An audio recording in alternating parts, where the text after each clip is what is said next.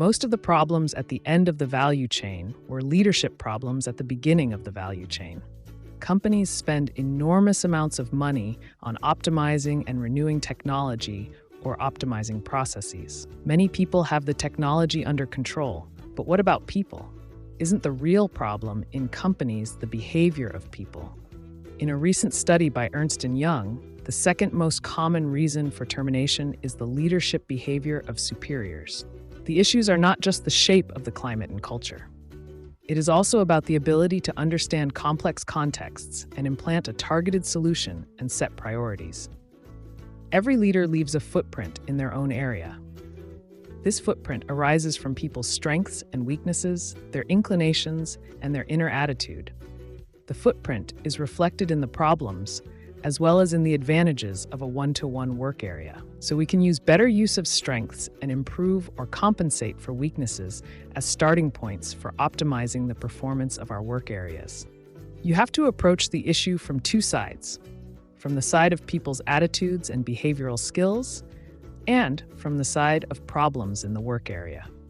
On the other hand, methodologies are needed to reduce the complexity in a work area and make it manageable.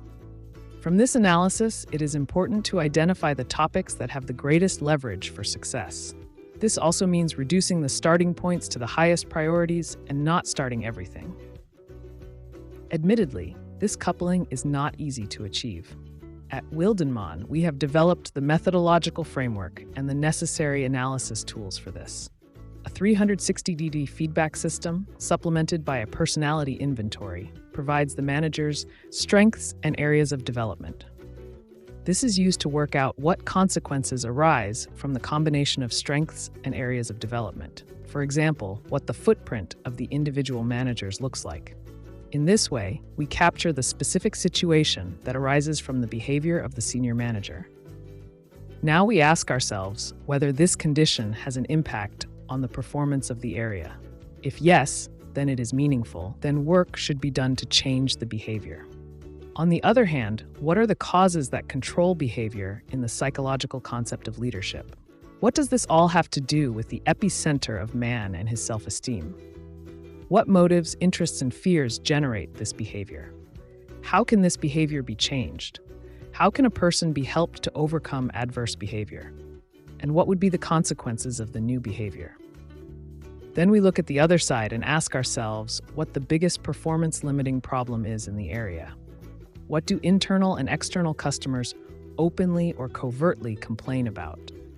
Through this tipping point analysis, we find the leveraging improvement topics that have a decisive influence on the overall situation. According to tipping point research, in every system, no matter how complex, there is always a cause that is largely responsible for the problem situations that arise. In order to ensure this marriage of psychological insights, cultural factors, and business administration, we have developed the courageous action. The courageous action is a critical starting point for success in order to significantly improve the efficiency of your own area. It combines the footprint of the personality with the critical challenges from the area and thus with business administration. With the courageous action, we remove the leveraged, interconnected, and significant factors from the fields of work and through their solution, achieve an increase in the performance and efficiency of an area or company. The difference we make in our approach and our consulting style is the systematic nature of our methodology and the consistency of our approach. We call this approach business impact leadership. With Wildenmann, you can incorporate the process described one-to-one into your leadership training. You start with the analysis through 360-degree feedback, possibly linked to a personality test. Then the courageous action is defined and transferred.